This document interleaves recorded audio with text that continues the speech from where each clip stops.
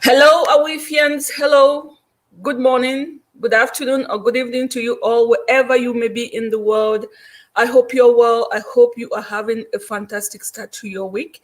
My name is Lillian Mole. If this is the very first time you're watching me live, I am the founder and CEO of the African Women's Economic and Entrepreneurship Forum, the place where we challenge the status quo for economic advancement of African women. Please take the time to share this live stream out. You can watch on YouTube or Facebook. We have some discussions which are much more difficult to express, but which can help us understand the direction in which we want to take our continent to. Thank you so much. I see you're many already live. Take the time to ask questions. Today, let's go slow and take a little bit more time to understand where our continent stands and where the diaspora is a vital part to that continent, and how we can improve that or how we can reduce without causing any harm to the continent.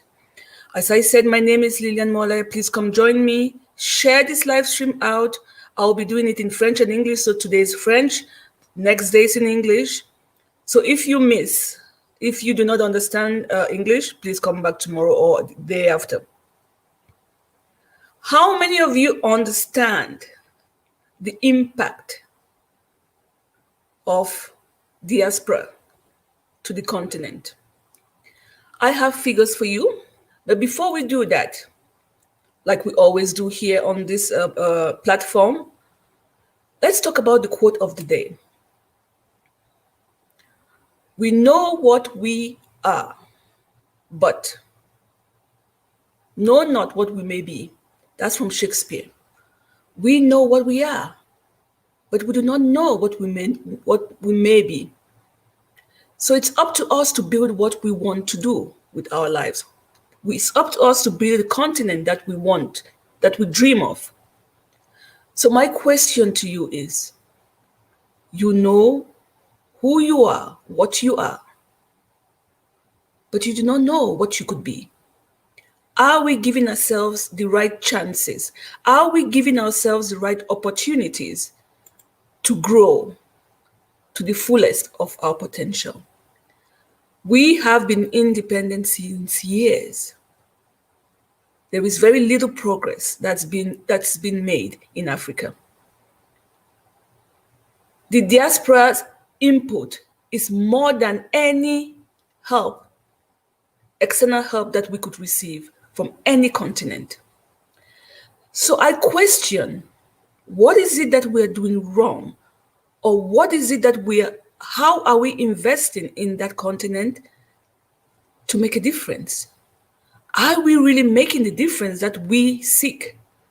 Or is it just a traditional thing, to help, to send money back home as a means of investment, or just to reduce poverty? So I did some research for you today. I hope it's not too many figures, but let's look at some of what I could find from the World Bank. The data from World Bank says that we have 555 billion that was sent to low and middle income countries in 2019. 551 billion. Let's look at that figure again. 551. And by 2021, meaning next year, it's going to jump to 597. Okay, we've seen some slowness, some reduction in 2020 because of COVID. But look at what went out to the low and middle income countries. 551 billion. That is huge. Look at this. So there was a decline of 0.5% to 48 billion in 2019. Due to the COVID crisis, we're going to see another decrease by 23.1%. That is huge, from 0.5 in 2019 to 23.1 in 2020. The continent, we can already see the impact, and the year is not yet over, but these are the predictions from the World Bank. So all the money we send back home, all the help we send back to our family, it's generous. It has its importance. It's to reduce poverty and to promote economic development. But is it really doing that? Without being on the negative side, because this help that we get from the diaspora is important. It's important. Without that, that continent will not survive. So let's look at some of the advantages of this. It does help reduce poverty and promote financial development. It does help in investment in human capital, such as education, medical, for our families. You know that, you know the game, you know how it works. When you send money back home through Western Union, through Remit or whatever, you know how it works. You know what you're sending it for. It helps in the accumulation of positive asset. What does that mean? Through your help, your parents are able to build their homes. They're able to invest in a different way than if you had not helped them. It helps in the emotional bond. You know, when you call back home, you have the feedback of your family. You feel like you're still in connection with them. You're still connected to them. So it does help. It's really, really important that we keep, as much as we can, this bond. It does reverse the brain drain. As we all know, including myself, I'm here in Europe. I left Africa because of lack of opportunities. So I'm part of the problem. But it's also an advantage because I've acquired more skills. I can now come back to reinvest in that country, be it in that continent, be it financially or be it emotionally or be it by just simple soft skills or whatever that is a plus that I did not have back home. However, looking at the figures, I will go back again, looking at the figures. Here, I question the benefit of such act. I question it if we are really, really sending, well, if we're really implementing what we dream of, if we are really investing in the right place and in the right things. Are we just investing or sending money back home just for comfort? Are we really putting the money in the right places? What can we do differently? What can we do? We are talking of 551 billion. 551 billion. That's a lot. That's a lot. Now, look at this. Before we go any further, let me show you some graphs which I got for you. I hope you can see them, of how much is going into which country. Let's see.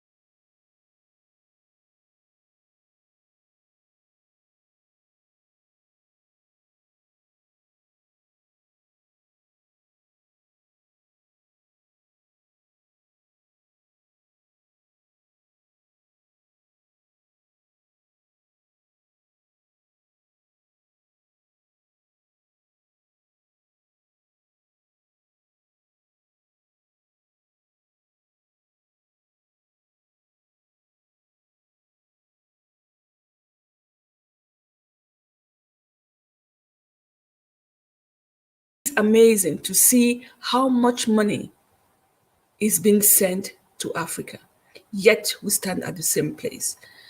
So, as I was saying, we've seen all the advantages. It reduces poverty and promotes financial development. It's a human investment. It helps in the accumulation of positive wealth, of positive assets.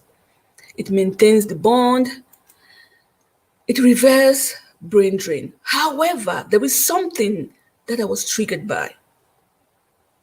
If all this investment were rightly placed, if all this investment were rightly implemented, why are we still in the same place? Is the diaspora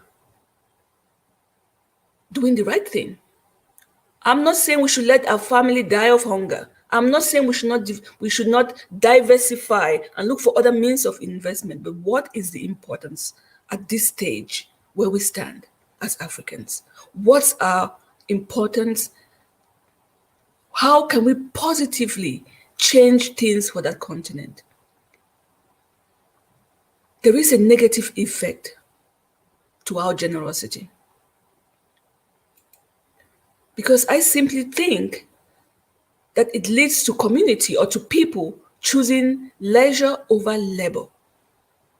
Because you know your family will help you, because you know you have people abroad, you kind of take a step back. Like if you did not have anybody at all, if you had to struggle for your own life.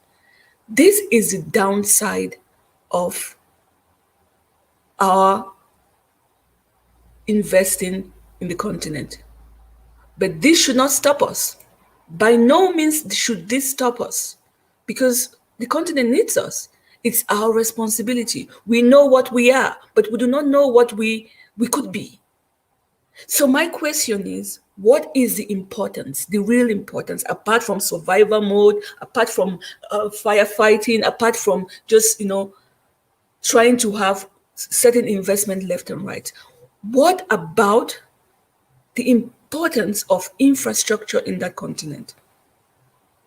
How can the diaspora change their model so we are able to create a different mechanism towards infrastructure? I do not recall the last time that many of us sat together to say, okay, we need more hospitals, better roads. Of course, we think of our families. They need to have a roof over their head. They need to go to school. They need to have medical, and so on and so on. What about if we really sit collectively and talk of our importance in the sense of infrastructure? What would that be? How would it look like? Because we do not know what we could be. We know what we are today.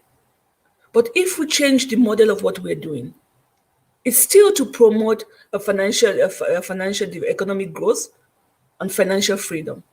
Yes. But we are feeding people on a chain. We are helping. We need to really provide skills. We need to provide infrastructure rather than what we are doing today. Is there a possibility that we'll somehow have an understanding, maybe country by country, as a diaspora? Is there a way of having an understanding that we need to change the model, that we really need to invest differently in that continent? We've been investing on a one-to-one base. We help this community, we help that community. What if we made it bigger? There's so many people sitting behind the scenes working so hard to create funds. But again, that's liquidity. Is that the only thing that Africa needs?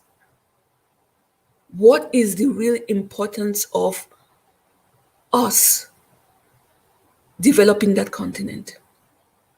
If we keep doing the same thing we are doing today, in the next 6 years, our children, our great-grandchildren will be experiencing exactly the same thing. How can we change this? How can we change the model? It's not an easy road. It's not an easy task. It requires a change, a shift in mindset. However, it is possible and it is necessary. We know what we are today with what all the help we've been providing to the continent and also all the help that we've received when we're in the continent. This is where we stand. What model can we implement? What strategy can we use now to change things?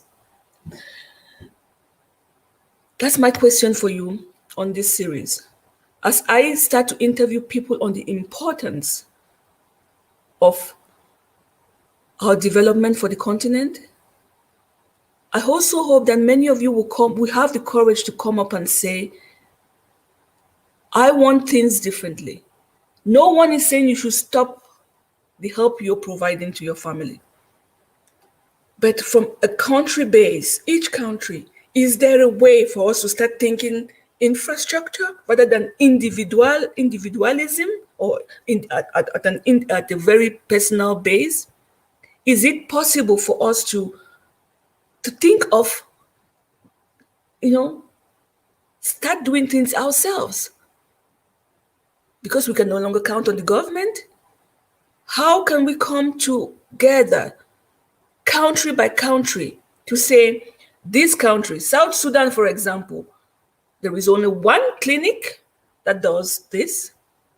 Instead of us sending money for Christmas, for birthday, or for weddings, can we have some sort of fund, country by country, to work on building another hospital, better roads, or even just trying to train people, have skilled workers, because that continent lacks a lot of skilled workers. In Europe as well, in the developed world as well, there's lack of skilled workers. However, they are training people to be more skilled. What are we doing differently today so that we build a better Africa? What is your strategy towards a different Africa? We all invest in real estate. We all invest, buying properties, buying land. We all invest in agriculture. But how do you transfer your crops? How do you package your crops? How do you export your crops? How can we trade within the continent itself, rather than waiting for external factors, rather than waiting for China or other countries? I know you would tell me it's already happening, things are changing. It is happening. Things are changing. That's why I'm here. That's why you're here. But we've got to take action in a completely different level, completely different scope, completely different strategy. Africa has to think of infrastructure. If we want to see any change, infrastructure is our help. The natural resources, we have it. We need the infrastructure. We need the mindset. So what is the importance of diaspora in the development of the continent? To my mind, I think our importance is to bring in infrastructure, change the mindset of the people, or make them understand that there is a need for a change in the mindset, have more skilled workers. And we can only do that if we tap into different countries. Ghana has this asset. What can Nigeria import? And what can Ghana export to Nigeria? What can Ghana export to Togo? What can Togo import to Ghana? What can Ivory Coast export to Cameroon? What can Cameroon export to Rwanda? We need to have this conversation.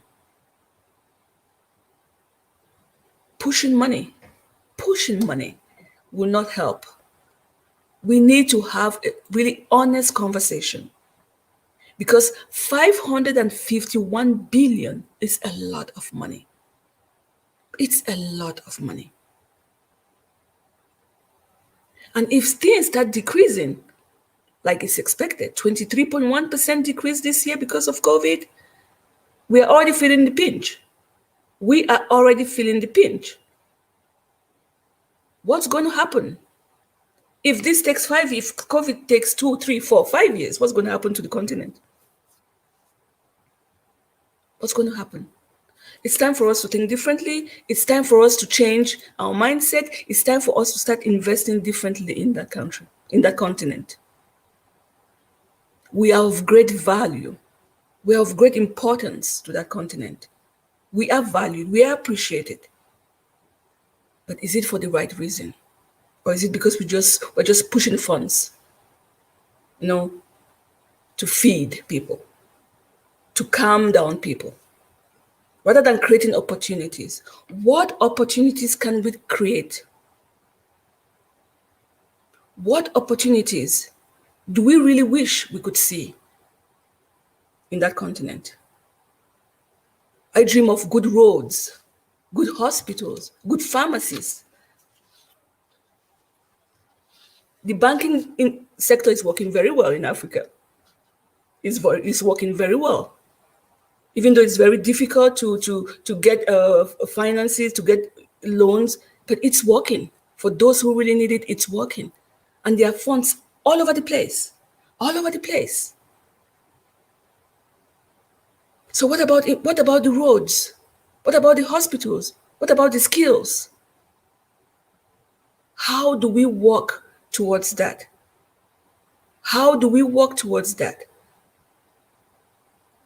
I'm working with people from Africa as assistant, and they tell me we cannot work today because there is no electricity. Africa has no electricity. And really, it's not the poor countries in Africa. It's not the poor countries. I don't want to give names. So how can we make this better? How can we make this better? Let's work together. I hope to see many of you who can come up here boldly to acknowledge first the importance that you are to that continent, but also to acknowledge that we are just pushing money to calm down people and to make, just to feed people, rather than investing in the things that we really need. I know I dream a lot, but I cannot be the only one. I cannot be the only one dreaming. There are zillions of you. It's just that we lack institutions, we lack the trust to really go out there and say, we start. But here we go. I hope it's going to really resonate with many of you. I hope I'll get many messages from you for us to start talking about this. And I'm taking a bigger step than just coming up on live stream. Really wish me well on this one, because I'm going to be calling, countries, ministries, to talk about how we can really impact the continent. What change do they think they can bring and that we can bring, so that we really see the changes that we want to in that continent? With 51 billion, something should happen, for God's sake. Something should happen. So, if you have good contacts in your country, or if you would want me to start with your country, let me know which one. I already have a list of the ones I want to start with, to really ask them for, good, just communication. What is it that is lacking in that continent that has not been provided yet by the diaspora? What is it? Because a lot has been given. A lot has been provided already. So how can we do better? Giving more is not the solution. It makes it worse, because a lot has been given. And if with the cases of now of COVID, things go down, it's going to be hell. It's going to be hell. You cannot ask more than is already given. If people want to give, they're going to do so. It's their family, it's their life, but it's also your country. It's also our countries. So it's up to each one of us. But we need an honest discussion from the diaspora and the countries themselves. How can we change this? How? How do we reinvent? I mean, I call it reinvent, even though it's not a reinvention. What strategies can we use to change things, to turn things around? The help we are providing now is just hand-to-mouth help. It's not going to take us further. So that was it for me. I hope you had some aha moments on this live stream. I hope that you would take the time to think about it. I hope you can also come up here live to support me, to support the idea. Let's start with a conversation. It's not going to happen overnight. Nothing is going to happen overnight. But we know where we stand, and we know what our dreams and aspirations are. So come sit here with me.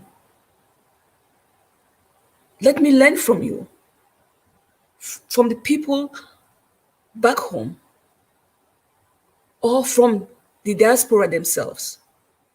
How could we turn things around? Thank you so much for your time. My name is Lilian Mole. Do not forget to join our community. Do not forget to sign up on our Facebook page. You have the sign up button.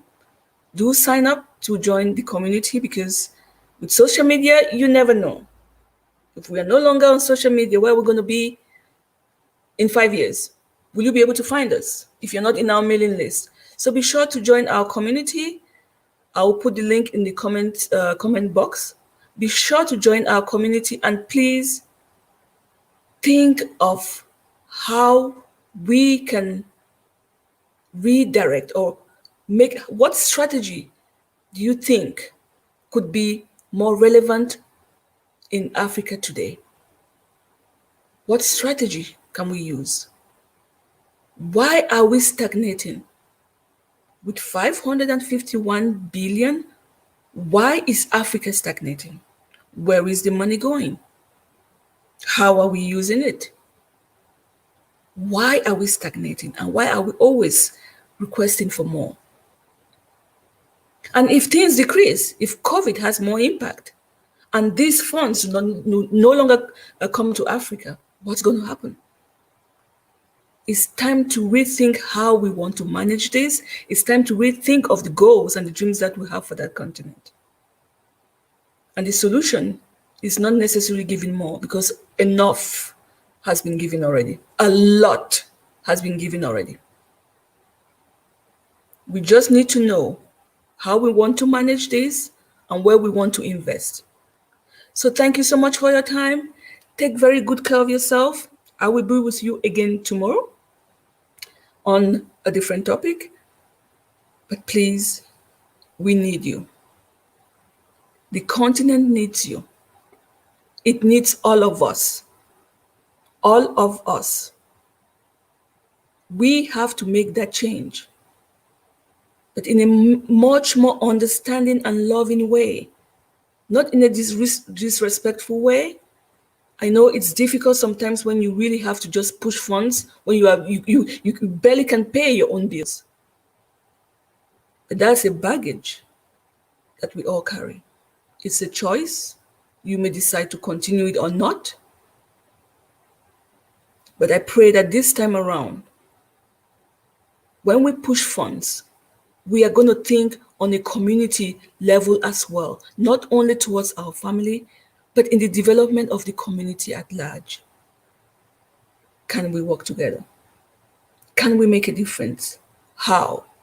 Please come tell me. I'll talk to you in the next live stream. Take care. Bye-bye.